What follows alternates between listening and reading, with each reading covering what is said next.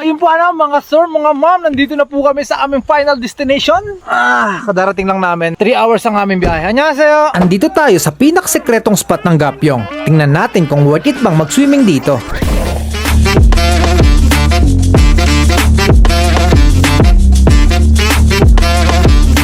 Dahil wala na naman kaming pasok, we decided na maligo sa ilog. Lakay, gising na. Anong oras na? Anton! Kanina pa kami dito. At dahil malapit na rin magtapos ang summer, baka ito na yung last namin na maligo sa ilog.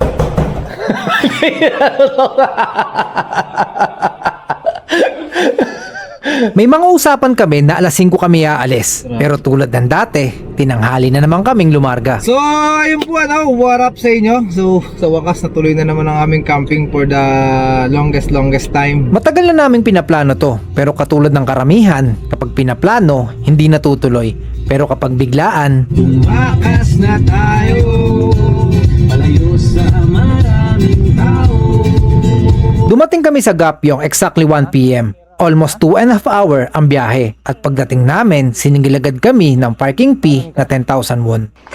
그러면 내가 밑에가 좋지 않아요? 요 밑에 몇명 파킹 샤워하는 데 있잖아. 알겠습니다. 네. Nakausap namin si nanay kung pwede magluto sa loob ng spot. At ito ang mga sinabi niya. 누가 사진 찍잖아요. 그럼 배보다 배꼽이 더 크다는 말 알죠? 돈을 많이 내야 돼요. 벌금을. 그거 알고 있어야 돼. 근데 외국 사람들이니까 내가 알려주는 거야. 그리고 여기서 해 먹으면 다른 사람도 다 해 먹잖아. 그러면 안 되는 거야. 저 사람들 먹는데 우리는 왜 안 되냐 이랬단 말이지. 그래서 한국 사람들도 여기서 절대 금지야. 맞아요. 예. 그 룰을 지켜줘야 돼. 그래서 우리는 오면 여기서 다 빌려서 여기서 먹는 거야. And baka nagtataka kayo kung bakit nakasensored yung mukha ni nanay. Well, malalaman nyo mamaya. So, translation. Translate namin sa inyo kung ano sinabi ng Koreana. Ang sabi niya, hindi daw pwedeng kumain dito sa sa ilog, and then hindi nila kami pwedeng payagan na kumain dun sa may likod kasi baka daw may makakita, gayahin, ba't kami pwede, ba't sila hindi. Parang gano'n, parang gagayahin nga sa madaling salita. And then, kung pupunta kayo dito, huwag na kayo magdala ng huwag na kayo magdala ng pagkain kasi may kain na naman dito, may e-mart. And then, yun na, libre nga yung yung mga, libre yung, ano tawag dito, best? Life vest. And then yung sabi niya pa, bawal nga kumain dito sa ilog kasi pagka kumain ka dito at napicturean ka, magpe-penalty ka ng mga more or less 50,000, mga ganun, parang ganun yung pagkaka-translate. And kung pupunta kayo dito, kumain na rin kayo ng marami. And then, huwag na kayo masyado magdala ng pagkain. Para ano lang, pang pawala lang ng gutom kasi may mga kain na nga dito. So dito na lang kayo kumain. And then, yung entrance, wala pong entrance dito. Free lahat, pati yung life vest, free din. Yun ang akala namin lahat dahil pagdating namin sa loob, nakita namin na pwede palang kumain. 저기요, 질문이 있어요. Kaya para makasigurado, nagtanong ako sa nagbabantay. 여기 먹어도 돼요? 먹어도 돼요, 여기요? 음식 예. 먹어도 돼. 근데 불 때는 건 안 돼. So hindi daw pwede yung may apoy. Dapat yung mga ganun lang na pagkain. Al겠습니다. Pwede pala. Ngayon, balikan natin yung mga sinabi ni nanay. 사람들이 우리는 왜 안 돼요? 이렇게 된다는 거야.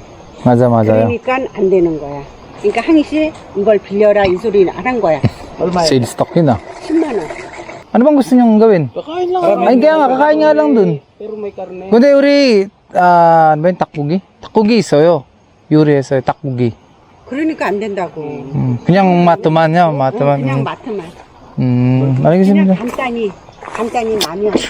Pwede naman pala. Loko talaga yung babae na yun. Sinisale stock lang kami. Ano, kumakain sila dun, no? Buti nagtanong tayo, no? Buti ka mo, pumasok tayo dito. Sinisale stock lang talaga tayo para kumuha tayo ng table. Ayun napanood nyo sa mga vlog namin. Pwede naman pala, ang bawal lang is gumamit ng apoy, yung mga butane. So, magluto na kayo ng kanin, ng ulam, and then, ano pa ba? Anything na hindi ready to eat na hindi nyo na kailangan gamitan ng apoy. Ayun seryoso yan. Kitang-kita nyo naman sa vlog. So, yun lang, tawagin natin yung mga kaibigan natin. Habang naglalakad kami, nakasalubong namin si nanay. 안 돼요. 안 돼요. 먹어만요. 그러면 돼. 불만 안 된다고. 아까 말했어요. 이 불은 안 된다고. 맞아요. 아주 먹는 건데. 저 요리했어요. 가져온 거는 먹으면 되는데 불 켜는 것만 안 된다고. 맞아요. 안 돼. 예. 내가 그 말이야. Biglang nagbago ng ng sentence, no? Sa mga nakakaintindi ng Korean, naiintindihan nyo naman siguro yung sinabi niya kanina. Na bawal, di ba? Bawal. Sabi ko, dadaling ko yung lagay ng pagkain, bawal din daw. Nagbago siya ng statement. So, okay lang. Ang mahalaga, makaligo tayo. Yung mga katrabaho ko, kawawa naman. Dito kumakain sa loob ng sasakyan. Bro, pwede palang kumain dun, bro. Kaya nga, di ba? Ngayon, nagbago siya ng statement. Sabi niya, pwede naman daw, basta wag lang daw gagamit ng apoy. Di ba? Sabi ko, pwede. Hindi, bigla siya nagbago ng statement. Hindi, pwede, basta ano. Oo, binibenta niya, nirerentahan kasi niya sa amin to. 100,000. Shipmanon. Kano pa yun? Yeah. 4,000, 5,000. Iba talaga pag marunong ka mag-Korean at nakakaintindi ka ng Korean kasi pag hindi ka marunong mag-Korean, maluloko ka dito. tatambay dyan na matagal. Kuruche. Pagkatapos ng mga struggle, magkakabit na kami ng tolda. Dito na kami magtatayo ng bubong. Siguro banatin mo dyan. Dito ko babanatan. Tapos, okay. Yan o. Angas. Goods ka na dyan, bro. Yan. All goods. And then, you good. You know. Bangis. Ayan, nakabuo na kami ng bubong, guys. Okay. You good. I think okay na yan. Woo! So ayun po ayan, nakalatag na kami ng ng bubong and ng higaan at ang aming lamesa. And sila kay nagre-reels na po kasi monetize na siya. Ayan si bro din, mamaya na siya magre-reels kasi monetize na siya. Ayun si nagla-live, nagpapamonetize na rin. So lahat po kami dito ay monetize na. And ano ba bang dapat natin gawin? Eh di maligo na tayo. Let's go!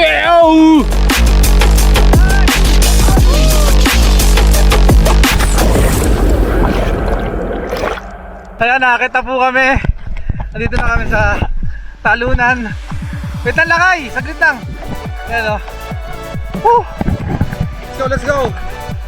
Sige na, lakay, tanong ka na. Unahan mo na, lakay. Unahan mo na. Unahan mo na, ikaw, Shin. Unahan mo na. 1, 2, 3. Woo! 1, 2, 3, let's go! Woo! Let's go! Tatakot ako ang taas eh. Tatakot ako. Mamaya. Tatakot nga ako eh. Dito na lang ako guys. Dito. All goods? Dito?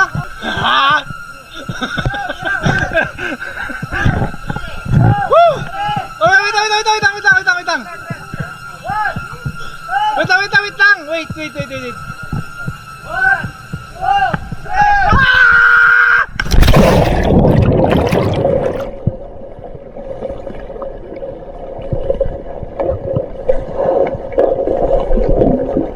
Ganda!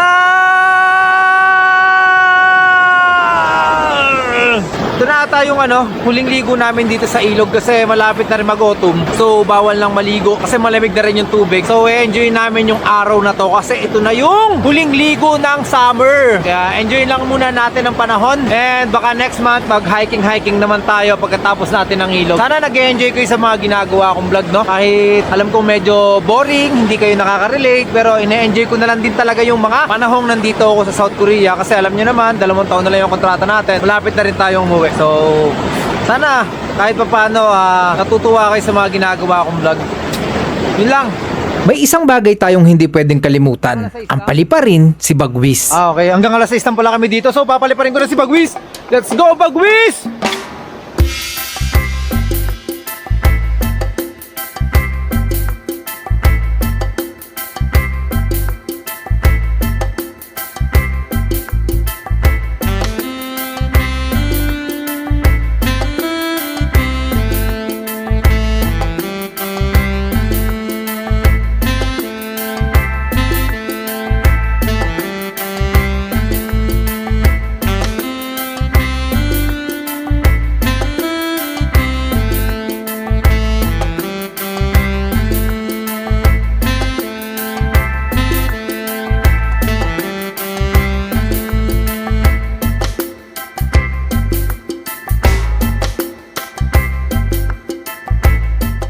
Pahinga muna tayo. Bumagsak yung drone ko guys. Ayun o. Pinagpapahinga ko muna. Sugatan ako. Buti na lang kamo hindi napunta sa tubig. Kundi goodbye Goodbye Bagwis. Pahinga muna tayo and tulog muna kami guys. Paanang manok. Gusto na? Paano manok? Yun yung ulam namin. Bawal kasing bawal gumamit ng butane. So hindi na namin i-init yung paanang manok. Ayan, pinapapak na lang nila. Papahinga muna ako. Tunan muna mga kaibigan. Peace out. Sleep muna ako. Ay, Natapos na naman ang summer. Nag-iintay na sa atin si autumn.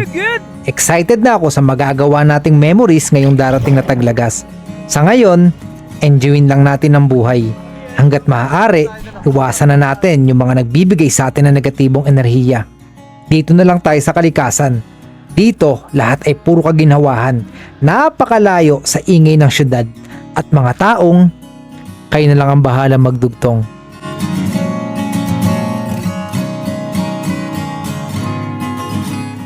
Hingin ang mundo, kahit ako mag-isa, gagawin ko ang gusto. Kahit magalit ka pa, hindi na